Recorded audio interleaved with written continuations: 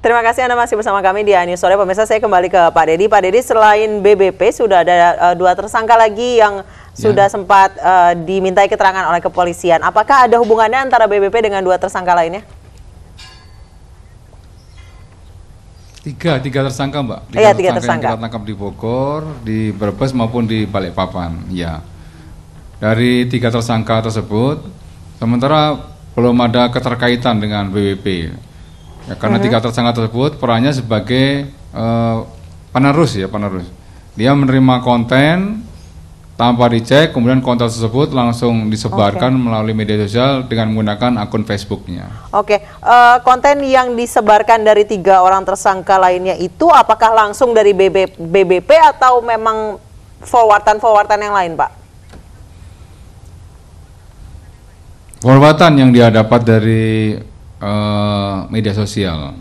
Oke, baik. Terima kasih Pak Dedi telah bergabung bersama kami di News Sore. Saya kembali ke Pak Arya. Pak Arya, menurut Anda kasus ini harus segera dibuka selebar-lebarnya. Iya. Kemudian sudah membuat heboh seperti ini, apa implikasi ke depannya? Ya, ini kan paling tidak rakyat makin percaya bahwa ternyata hoax itu banyak banget di kita pada masa pemilu ini gitu. Dan saya sih berharap ya, ke depan udahlah kita hentikanlah kehebohan-kehebohan yang seperti ini gitu. Elit politik juga mulai menghentikan kehebohan-kehebohan ini gitu. Ini kan sebenarnya karena ada kehebohan dari yang diangkat oleh dimulai dengan Andi Arief gitu Ya, kan. Beliau kan juga tokoh politik gitu, partai politik dari 02 yang mengangkat kehebohan diterangkat, akhirnya kan orang disambut orang tuh. Kalau tadi misalnya itu hanya di bawah-bawah saja, nggak sampai ke elit, mungkin ya tidak begitu akan lama prosesnya untuk sampai tinggi tingkat isunya gitu. Jadi kita berharap ke depan jangan lagi gitu. Jadi kasus seperti misalnya kasus yang di KPU misalnya, yang masalah visi misi, kisi-kisi dan sebagainya gitu. Ya udah, kita jangan lagi heboh-heboh. Kalau memang ada kesepakatan bersama ya sudah, jangan lagi dibawa keluar, diheboh-hebohin, dirame-ramein dan sebagainya. Nah, ini yang saya lihat perlu sekali untuk kita ke depan mulai kita masuk ke substansi kampanye. Kita bertarung adu ide, adu program. Hentikanlah kehebohan-kehebohan dan mulailah kita untuk mulai menghindari membuat isu-isu yang kembali lagi akan kita, karena gini, apapun ceritanya, kalau ada aksi yang dibuat oleh pihak lawan, pasti kami melakukan reaksi, nggak mungkin kami diamkan, karena itu bisa merusak kredibilitas kami juga gitu. Jadi kita harus buktikan semua gitu, seperti kasus-kasus yang lain lah. Jadi kita berharap ke depan, ayolah kita kampanye yang benar lah. Udah bosan gitu, hari pertama tahun baru udah ada hoax, aduh capek gitu. Saya ke Bang Fasko. Hari ini hoax soal 7 kontainer sudah tercoblos surat suara. Kemudian juga soal visi misi yang kemudian digaungkan oleh kader dari Demokrat yang merupakan anggota dari 02. Ya. Nggak ada koordinasi apa gimana sih Bang Fasko? Bukan nggak ada koordinasi, di situ kan yang disampaikan oleh Bang Andi Arief itu beliau hanya menanyakan kok apakah ini benar atau tidak. Tapi kami sendiri secara resmi Badan Pemenangan Nasional tidak pernah sama sekali menanggapi hal itu gitu loh. Kami fokus aja mengkampanyekan semua visi misi besar Pak Prabowo.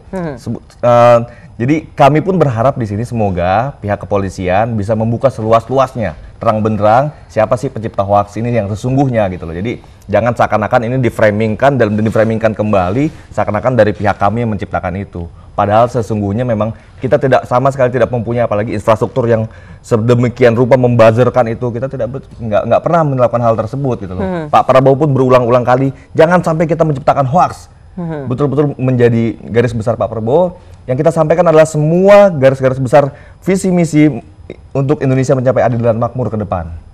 Kalau misalnya dilihat dari hoax-hoax yang pernah beredar menyudutkan satu pihak, kemudian ada aksi dan reaksi dari kedua pihak, kemudian dibeberkan oleh kepolisian, kemudian dari kedua kubu ini seakan-akan membiarkan jadi terkesan mengambang dan membiarkan ini menjadi bola liar di masyarakat. Pak Arya, tanggapannya? Sebenarnya gini, kita kan minta selalu diselesaikan. Makanya seperti kasus kemarin, ketika masalah visi misi, kisi-kisi dan debat gitu kan saya langsung tarik tinggi.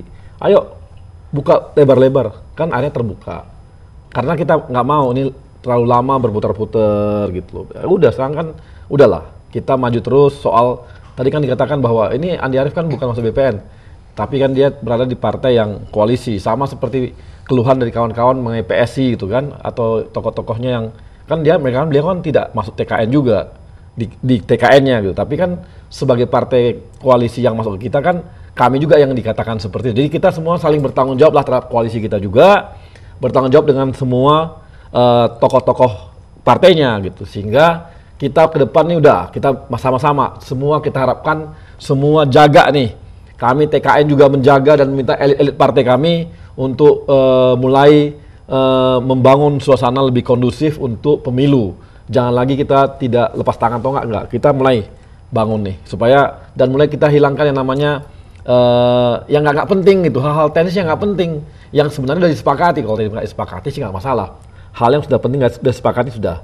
Kita maju ke depan gitu. Itu sih yang saya harapkan gitu. Oke, Bang Fasko, kalau misalnya dari Partai Demokrat sendiri, apakah pernah membicarakan mengenai masalah ini? Apakah harus di blow up atau tidak gitu apa? Ya, gimana sih? Balik lagi ke masalah koordinasi itu, Bang Ya, Fasko. saya pikir ya, walaupun saya bukan di Partai Demokrat, saya pikir itu sama sekali tidak akan lah dibahas ya. Apa namanya mengenai ini akan mengangkat hoax ini. Nggak ada waktu kita, Mbak. Kita fokus aja. Di BPN sendiri nggak ada waktu kita buat ngebahas yang gini-ginian. Ada 7 kontainer lah, ada apa lagi namanya hoax-hoax yang beredar-beredar seakan-akan dari kita gitu loh. Padahal kita pun nggak kenal. Sama sekali kita nggak kenal dan benar-benar itu menemukan kepala kita. Kita fokus aja buat pemenangan. Ya alhamdulillah sekarang hasilnya kita udah lebih baik lah. Saat ini Pak Prabowo survei makin meningkat. Meningkatnya di mana itu?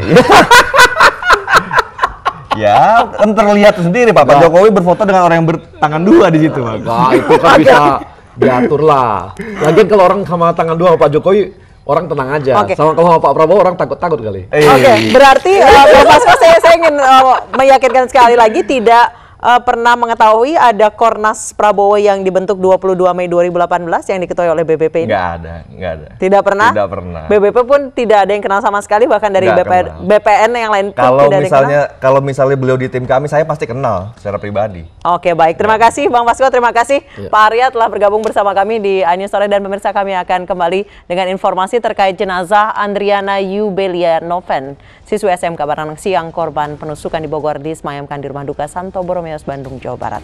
Usai jeda.